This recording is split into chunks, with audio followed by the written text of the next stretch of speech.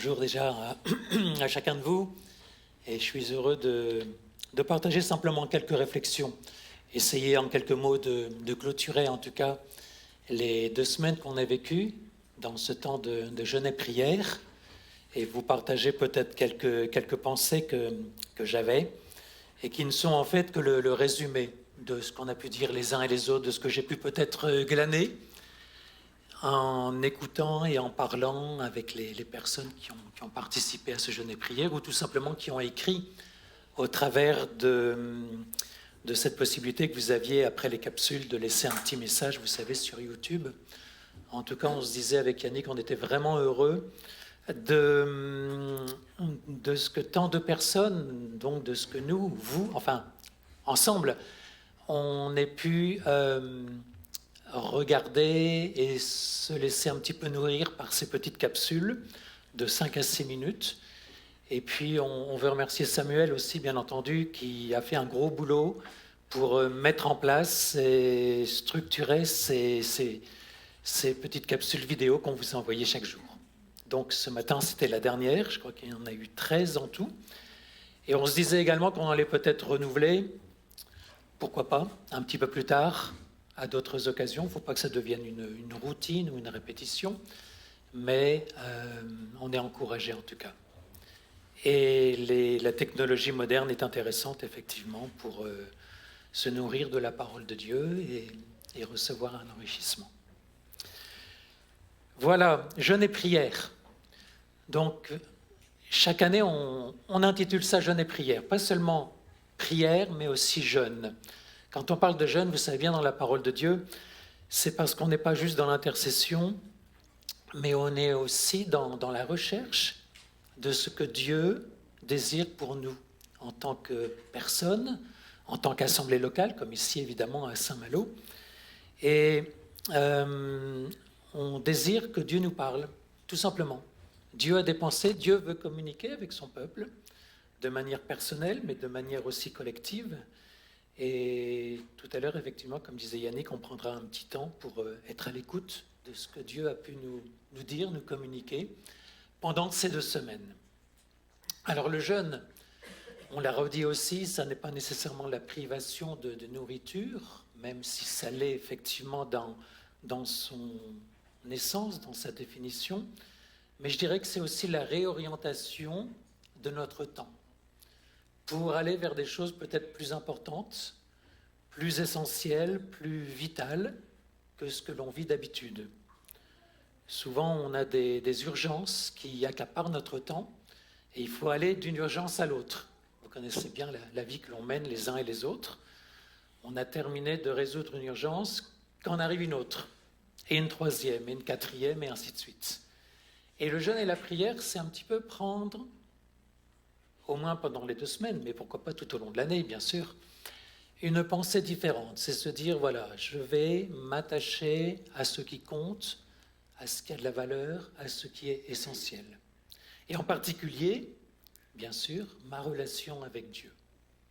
Pour écouter, pour comprendre, pour connaître ce qu'il a à me dire. Alors, notre base, c'était les psaumes, vous l'avez bien vu, et j'ai juste envie de partager 2 points qui m'ont semblé importants au travers de ce qu'on a pu partager avec les psaumes.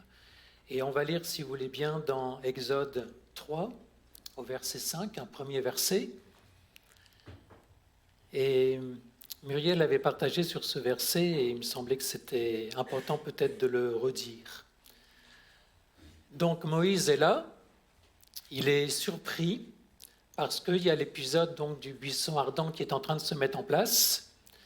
Et Dieu lui dit ceci, « N'approche pas d'ici, ôte tes souliers de tes pieds, car le lieu sur lequel tu te tiens est une terre sainte. » Tout lieu occupé par l'Éternel est une terre sainte. Et vous savez que nos chaussures, elles sont évidemment salies par la boue, par la poussière.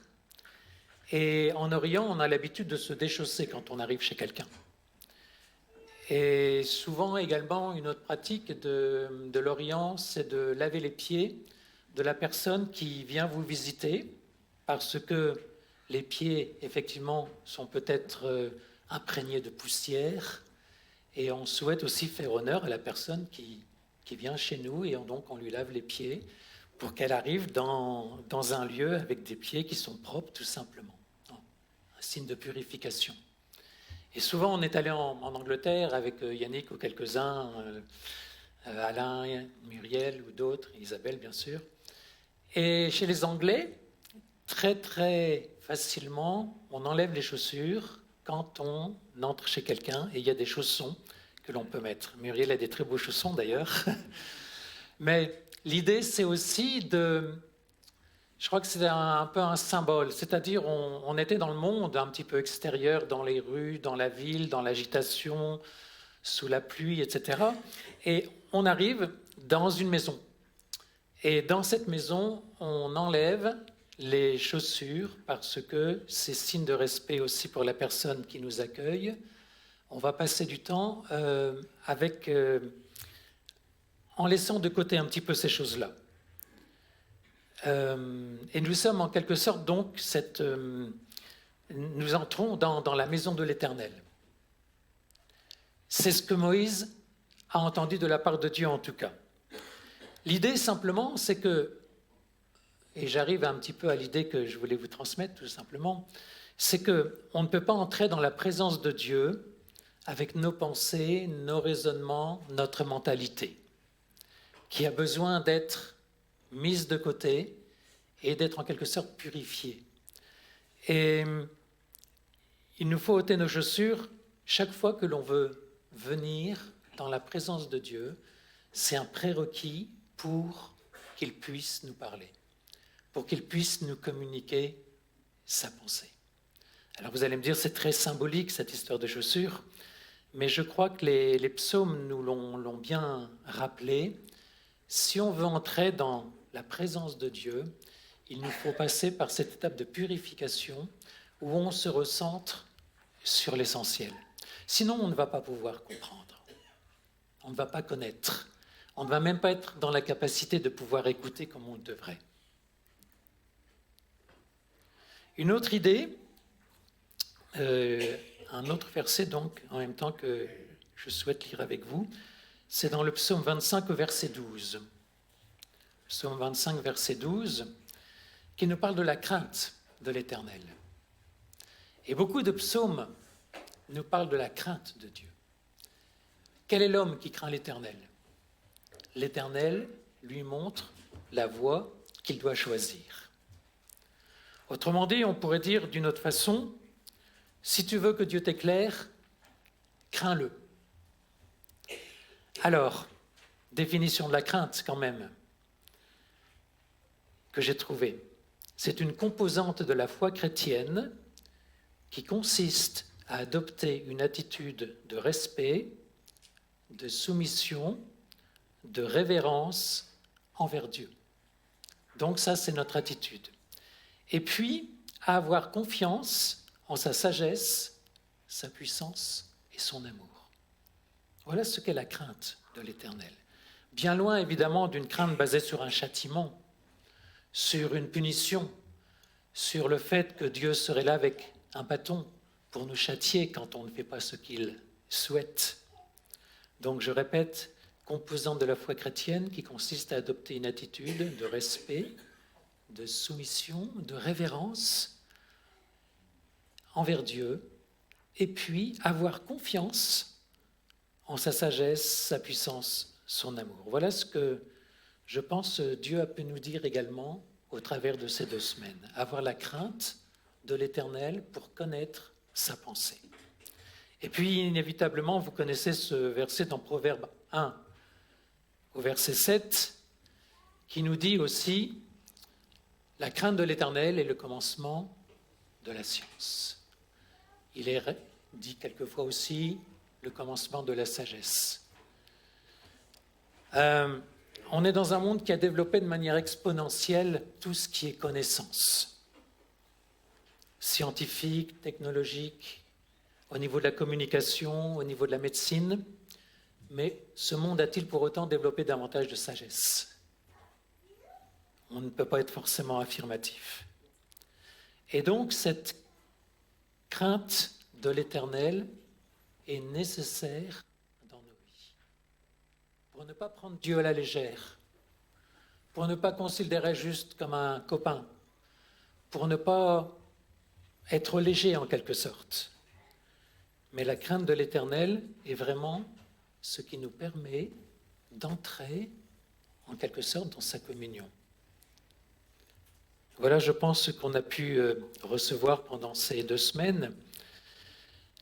Je voudrais terminer avec un dernier verset qui nous parle donc dans 1 Thessaloniciens 5, 23, parce que c'est aussi finalement l'objet de notre prière ce matin. Prier pour une Église en bonne santé. Vous avez entendu quelquefois ce leitmotiv, prier pour une Église en bonne santé. Une Église en bonne santé, c'est une Église dont l'esprit de chacun de ses membres, l'âme et le corps sont aussi en bonne santé. Mais je vais vous lire le verset, on va le lire ensemble. Que le Dieu de paix vous sanctifie lui-même tout entier, et que tout votre être, l'esprit, l'âme, le corps, soit conservé irrépréhensible lors de l'avènement de notre Seigneur Jésus-Christ. Tout votre être, esprit, âme, corps. Et finalement, que peut-on demander à Dieu de plus merveilleux que d'avoir ici à EB-Saint-Malo une église dont les membres ont l'esprit, l'âme et le corps en bonne santé. L'esprit qui est la partie la plus intérieure de chacun d'entre nous, avec les fonctions d'intuition, d'adoration, de révélation. Et puis l'âme, avec tout ce qui compose notre âme, sentiments, intelligence, volonté. Et puis l'enveloppe extérieure, bien évidemment, qui est notre corps. Alors Dieu veut, je le crois vraiment, prendre soin de tout notre être. Et on va avoir un temps de prière maintenant que je vous propose pour prier pour notre Église, pour notre assemblée. Et ce temps, comme le proposait Yannick tout à l'heure, sera suivi d'un temps de partage. Mais ce que je vous invite maintenant, c'est à avoir ce temps de prière où on va remercier déjà Dieu pour ce qu'il a pu nous dire, peut-être pour, dans chacune de nos vies, ce qu'il a pu renforcer, ce qu'il a pu mettre en place dans ces 15 jours. Ce n'est pas pour dire que maintenant tout s'arrête. Au contraire, c'est pour dire que maintenant on veut prolonger. On veut continuer. Et puis, les 2 semaines qu'on a vécues, elles ouvrent bien évidemment sur tout le reste de l'année. À savoir qu'on veut continuer à écouter notre Dieu. On veut être au bénéfice de sa pensée, de sa communication. Et puis surtout, comme nous y invite ce verset de 1 Thessaloniciens, eh bien, on désire vraiment que notre esprit, notre âme, notre corps soient en bonne santé.